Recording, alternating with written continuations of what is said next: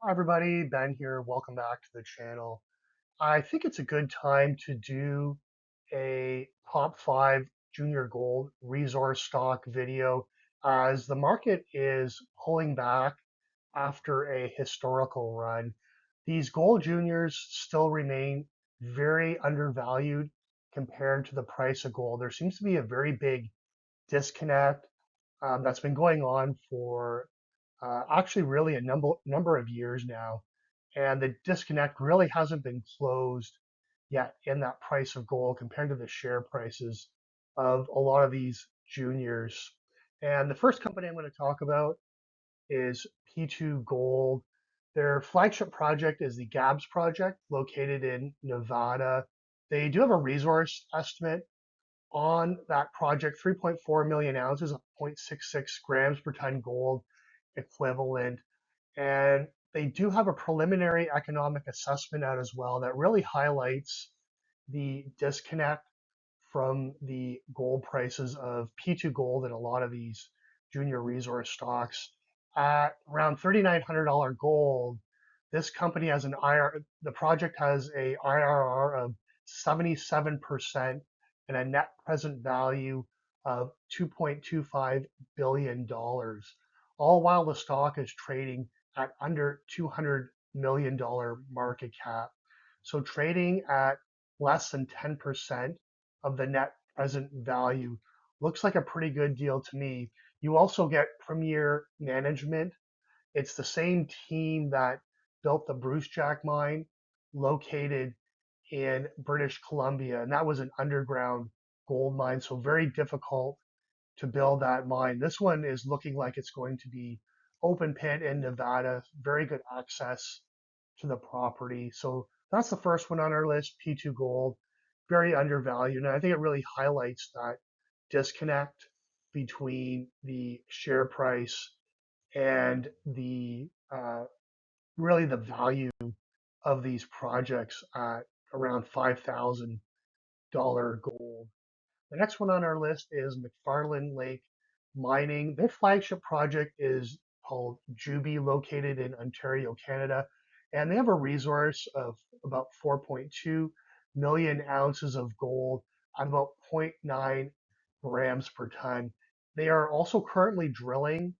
They're in the middle of a 12,000 meter program, so there are some assays coming back, and they are looking good so far. So that could act as a future near-term catalyst to get this stock moving higher.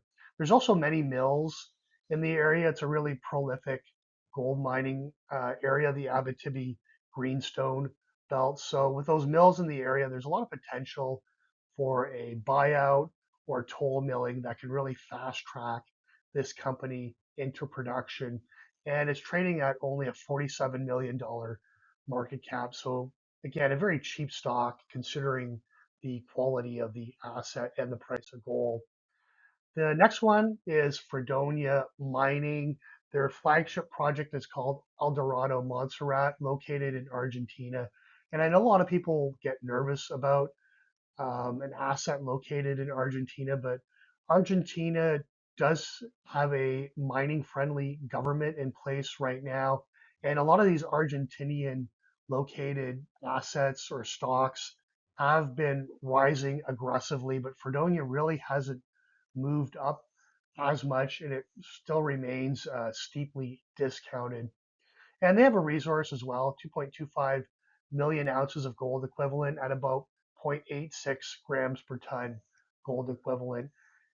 They are talking about announcing a 12,000 meter program very shortly. So again, it does have that short-term catalyst to potentially move the stock a lot higher. They just recently closed a $7 million financing, so they have the funding to move forward with that drill program. They're also very close, 17 kilometers away from an operating mine called Sierra Vanguardia. And so there's again a potential deal there, a buyout or toll milling agreement. So very good location for Fredonia mining.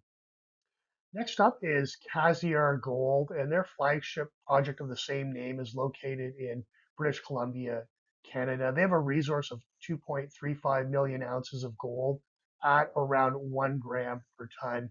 They recently released some drill results from a target called New Coast that is a couple of kilometers away from that deposit I just mentioned, and they've had some pretty solid results, including 15.7 meters of 3.8 grams per ton gold. So they're showing a lot of expansion potential with that New Coast target drilling. This is also a farmer producing mine, so they have a permitted 300 ton per day mill on the property. They also have a couple of mining permits for some of the areas. There's power on the property, roads, and a camp. They have a tailings facility. So a lot of infrastructure on the property already. And the market cap of this one is $49 million. And sort of lastly, this is I think another very cheap gold stock. They also have copper assets called Visionary Copper and Gold. Their flagship right now, or their focus, is on their Point Leamington project in Canada. There's a resource on that project of 1.55 million ounces of gold equivalent at a very high grade of 2.34 grams per ton gold equivalent. So very unusual to have a high grade deposit like this trading for $17 million market cap.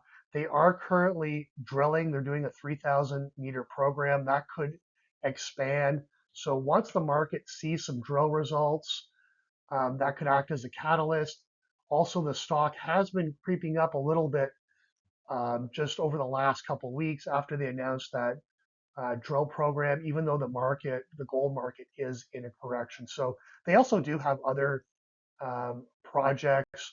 One of them is located in Manitoba, Pine Ridge and Rainbow, and that's one of the highest grade copper deposits in the world. But right now, their focus is on Point Leamington, and they are drilling there. So I do own shares in all these companies.